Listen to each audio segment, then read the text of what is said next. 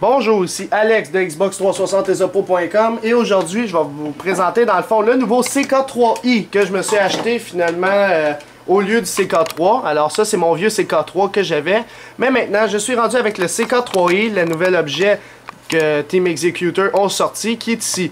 Alors il fait la même chose que le CK3 normal, c'est juste que le CK3i, l'avantage, il rend plus compatible avec toutes les drives, puis il est rendu par USB, comme vous pouvez le constater, c'est rendu un fil USB qu'on branche dedans et qu'on branche dans la tour de notre ordinateur dans un port USB.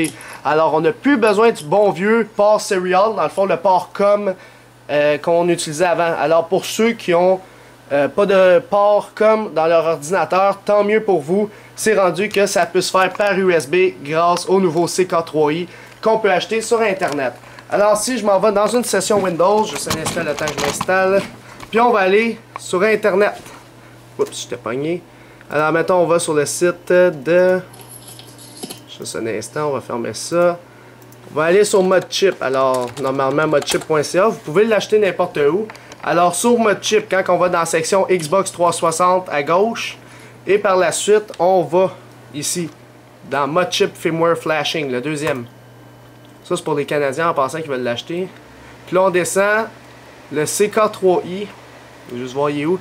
Il est ici. Alors, les CK3, ils ne se vendent plus. C'est rendu seulement des CK3i qui se vendent. Alors, vous cliquez dessus.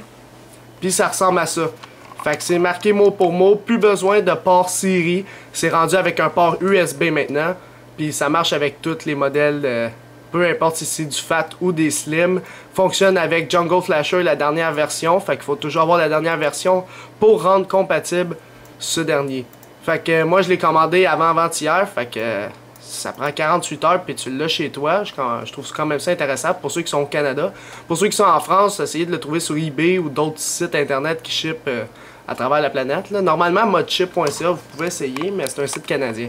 Fait que le but c'est d'avoir le CK3i. Encore une fois, comme j'avais montré dans ma vidéo, le matériel nécessaire pour flasher un Xbox 360. C'est les mêmes matériels. Il faut avoir une carte VIA dans son ordinateur.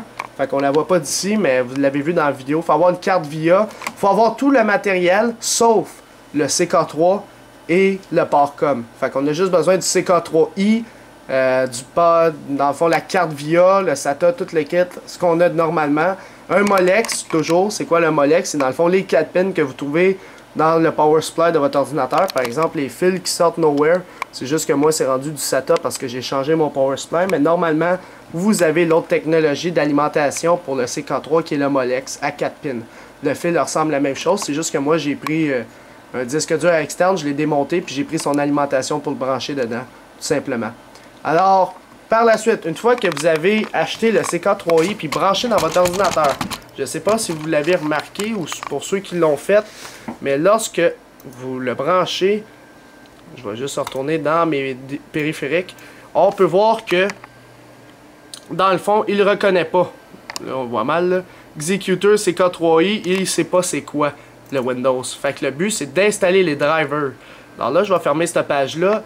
Puis c'est pour ça que je suis allé le télécharger sur le site de teamexecutor.com. En passant, pour ceux qui ne savent pas c'est où ce lien-là, dans la description de la vidéo, j'ai mis un lien sur Xbox360esopo.com pour pouvoir l'installer.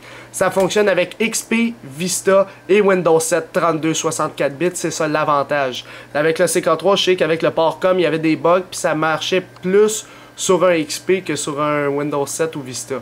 Alors, ça marche toujours avec un SATA. En passant, pour le SATA, pour ceux qui ne veulent pas utiliser la carte VIA qu'on branche en PCI, il y a un moyen d'avoir le X360 USB Pro qui permet de convertir votre périphérique, dans le fond SATA de votre lecteur DVD, en USB. Mais ça vaut 70, c'est assez cher. Mais je vais me l'acheter pour vous montrer, dans le fond, comment le faire. Alors, j'ai téléchargé mon driver qui est sur le bureau de mon ordinateur ici. Alors, dans le fond, ça donne un fichier RAR. Fait qu'il faut télécharger WinRAR pour le décompresser. On va droit de la souris décompresser. Ça va donner un dossier. On double-clique dessus et on peut voir qu'on a des fichiers un petit peu bizarres. Fait que tu as 4 fichiers inf, des fichiers 4, des fichiers système. Alors, ça veut dire quoi tout ça? Dans le fond, pour installer les drivers, vous devez aller dans votre gestionnaire de périphériques. Pour ce faire, vous cliquez sur démarrer, droit de la souris sur ordinateur, propriété, Par la suite, vous allez aller dans Matériel, vous allez aller dans Gestionnaire de périphériques, qui est Device Manager. On en revient à la même page que j'étais tout à l'heure. Par la suite, sur le CK3i, on fait un clic droit. Update le driver, la première option, mettre à jour le pilote. Par la suite, on dit non, pas pour le moment. Alors, la dernière option, dans non. Par la suite, on dit avancer, parce qu'on ne veut pas qu'il prenne d'un CD, on veut qu'il prenne d'un dossier qu'on vient de télécharger, là, dans le fond. Fait que la deuxième option, par la suite, il faut lui dire où est-ce qu'il est. Ça va être coché par défaut. Vous décochez la première option, vous cochez la deuxième, et vous allez cliquer sur parcourir, et vous allez dire, dans le fond, il est sur le bureau de mon ordinateur, puis il est dans CK3i Drivers. Là, tu fais OK, puis tu fais Next. Et là, les drivers vont s'installer par défaut. Lui, il va dire, être sûr, là, il n'est pas signé. C'est normal parce que c'est pas Microsoft qui a créé cet outil-là, tu sais. Fait qu'on va dire continuer quand même. Puis il va l'installer tout de même. Et voilà, Executor CK3i USB Controller est installé. On peut voir que maintenant, on peut l'utiliser. Fait que là, il suffit juste d'avoir la dernière version de Jungle Flasher pour le rendre compatible. Là, on peut tout fermer ça. Et notre nouveau CK3i est prêt à fonctionner avec notre Jungle Flasher. Et on est prêt à flasher des lecteurs. Alors, je vais faire des vidéos pour flasher les lecteurs, des Hitachi, n'importe quoi. Fait que, on va revenir là-dessus sur xbox360tesapro.com. Alors, n'oubliez pas d'aller visiter notre site internet xbox360tesapro.com. J'ai le gros soleil dans la face à cause de ma fenêtre qui est à côté. Mais en tout cas, visitez le site internet xbox360tesapro.com pour vous tenir au courant de tout ce qui est le flashage puis tout le reste des Xbox 360. Alors, c'est ça, c'était Alex de Xbox 360 Tesapro. Merci.